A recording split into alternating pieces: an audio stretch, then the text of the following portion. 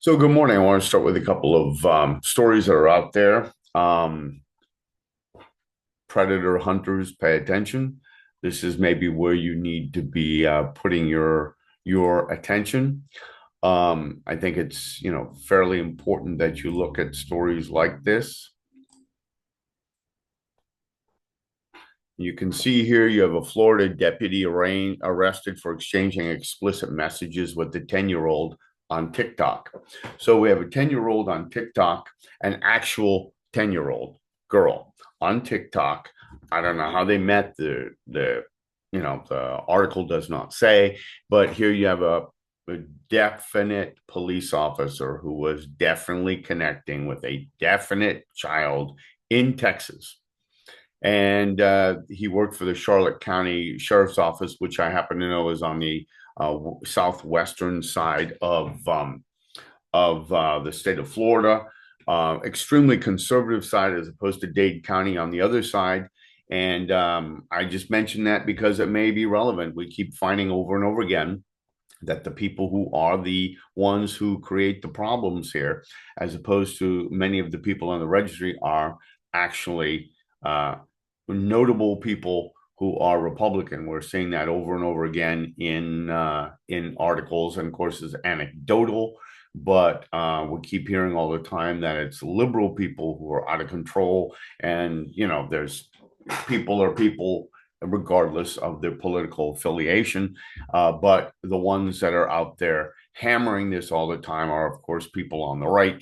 And it gets a bit old after a while. If you are addicted to children, it's regardless of political affiliation and regardless also of the facts. So the facts is it's not just the powerless people, it's the powerful people. It's people with badges, as we said many times. It is not people who are on dating sites or hookup sites and whom police are entrapping and setting up and going through these elaborate bait and switch schemes in order to get what they are looking for. I'm going to talk about one of those here in a little bit. But this is just a very sad case where this man's life is ruined, but he was actually talking to an actual 10-year-old girl. And that's what's really amazing here. And of course, he says, I effed up bad. Of course, he did. And what's interesting is his sheriff posts this on Facebook, says, I want to be the first one to hear this directly from me. Well, what's interesting is he wants to get ahead of the story, right? He wants to get it out there, both to protect his department, presumably, but also to protect the good work that they do. And isn't it nice that you have a platform that you can do that where everybody will get to hear about it all over the place, as opposed to, my humble little platform where you have just a few people who see it around the world at any given time. But it's really nice to be able to have a platform where you can, like Facebook, where you can tell your story and millions of people will hear it. You can get out ahead of the story, and this, of course, underscores a big problem that we're having with predation. And part of the problem is we don't even fully understand what the problem is. And we have, in the last 48 hours, as I've said, I've been greatly attacked by vigilantes, which may result again in a report against me. And, here we are in 11 weeks and still no charges. That's because nothing. There's absolutely nothing there. No thing there. Anyhow, and that creates stress, of course. So you're hearing it this morning, and my apologies. But while we're on the subject of Facebook, let's talk about another thing that the registry didn't stop either. Because remember, this deputy sheriff wasn't on the registry, and as you know, the scary people are put on registries because all they can do is they just offend and offend and offend, and of course, that's not the case. 96% don't reoffend. And when we talk about reoffend, we have to get down to the numbers and find out what was the offense. What did they do? Well, if you forgot, as this young man did in Florida, I reported on it yesterday, the day before, and said, "Oh, I forgot to re-register," and went in. Well, that's an arrest. That's counted in those recidivist numbers. So don't think it's necessarily he committed a new offense. Oh, no, no, no. A new sex offense. While it is a new sex offense, failure to register, it isn't what the public thinks. And of course, the good sheriff in Charlotte County, if it's somebody who's not a deputy there, or perhaps even if it is, he will not make that distinction for you. He'll happily let you believe it was another hardcore sex offense. So the registry didn't stop something that is related to Facebook. I want to show here. And again, thanks to Florida Action Committee for our Council, excuse me, FAC. I always get that wrong. Sorry, guys. Forgive me. Lots going on in my head. So my apologies. That's why I give credit where credit is due here, and I will post Florida Action Committee here, folks, right in front of me. I should have just looked up. I will post this in here as well. But here the registry didn't stop, and Facebook again plays a leading role. As I've told the story in the past of an AI generated meme that they disabled the safeguards on, which led to a man being killed. And because they want to find out what their new toy will bring. Facebook is, according to a survey from a Florida outlet, that tries to track the nature, or at least purports to track the nature of sex offenses. so many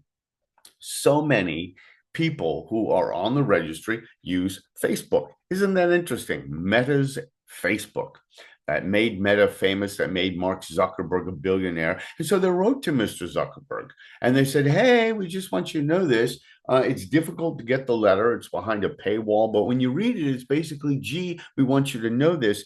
But does anybody think for one moment that there is going to be any kind of accountability for Mr. Zuckerberg? I will post this in here and you can play with it if you want here. But, you know, as the late comedian George Carlin said, the billionaires own this country. They've owned this country for a very long time. Thanks to Mr. Trump, in the last 10 months, they've owned a little bit more of the country than they owned before. And there's nowhere in the letter where there's a call to action, really. We just want you to know this. So are they going to scrub all the people off of Facebook who are on the registry? Because they have a ban for those people on the registry. But I have met people who have been on the registry who have assured me that they're also on Facebook. So that's kind of interesting. And will anything be done? No. Will they find Mr. Zuckerberg? Will they demand that Facebook be taken down? No, no, no. I doubt it, because the wealthy and powerful live in a stratosphere that the rest of us do not inhabit. Will the trolls and the vigilantes on here, the pred hunters, go after Meta and Facebook? Nah, not at all. Certainly, they're not going to go after the police who have deputized them in a very real way to come after people like me. And hopefully we will have some lawsuits here in the coming days, weeks, and months against people who decide that dissenting voices like me need to be silenced. I actually had a nice exchange with somebody last night. I might actually relate that here. Somebody who is a pred hunter who has reported me. So I kind of have mixed feelings about it. He and I, oddly enough, have the same goals of protecting children, but we have to find out the real nature of the problem and really try to find a proactive stance. And I don't know that we're going to get up to the Europeans' high standards. They're way ahead of us on this. But here we have a case where you have to wonder, following this deputy, what will happen to him. You know, we're all over the map with sex offenses, you know. We're all over the map with it, or with any other offenses too. We have a case in Albemarle County, for example. It's not a sex offense case. It just happened. A tragic case of a young woman named Cheyenne Thomas who had no driver's license. She was drunk. She and her friend were in a car. She was driving. They got into an accident. Her best friend was killed. She will not face jail time for that. The family of the slain teen, the best friend of this girl, Cheyenne Thomas, who's driving, they're outraged, you know. And we have cases like that throughout the United States. And yet, interestingly enough, in Virginia here, they took some proactive steps a couple of years ago to reduce the liability of those who are driving drunk to, be able to have a job and a license. But yet, for people in domestic violence cases, on their second or third violation, they would be put on a database. They didn't call it a registry because that's a naughty word, basic database, which is the same thing, and in effective strength. And but you can get off after 7 years. But somehow, if you're on the sex offender registry, and especially if they can link you with a child, okay, or in my case, and in many of the proactive cases, no child at all, and no sex talk at all, and proactive steps to help a child, or in some cases, no steps that indicated an interest in a child to begin with, which is the overwhelming majority of cases. Those people are on for 15 years. So it remains to be seen what Meta will do to all those users. I mean, how will they scrub those users? Many platforms have a no SOR connection because they don't want you to exercise your First Amendment rights.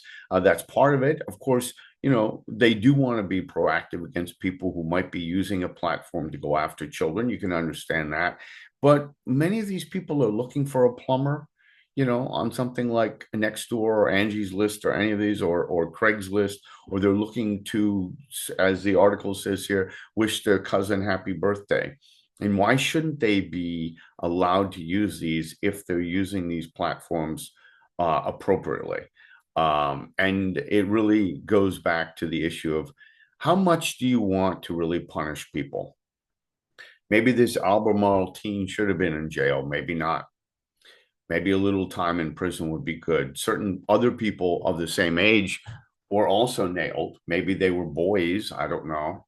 Of course, we have Caitlin Grimley here in Fauquier County nearby who did actual sex with an actual person. And the vigilantes haven't been going after her, interestingly enough. I wonder why. Probably because she's staying quiet.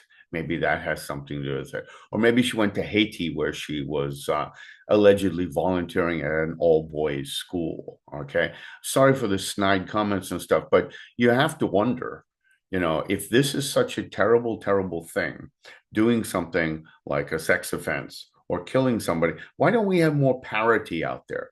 We have courts that have vastly different decisions arrived at by looking at the same evidence. And yet you'll have people coming out and saying, well, you were convicted by a court. So what? So what? A number of people are convicted of things that they did not do. And to go and to attack them continually just isn't exactly the right thing. So let's see what happens to this deputy. Let's see, I'm going to do another video here about a person who actually got off and talk about the court case. And let's see what Mark Zuckerberg does to clear up his platform. But more importantly, let's see what those in positions of power and authority and the moral authority they love to throw around, let's see what they do about Meta and Facebook. I have a feeling there will be absolutely nothing done at all, just like they've done nothing when they've called Zuckerberg on the carpet for other things, and others also who are in positions of power. They have not done anything against these, interestingly enough.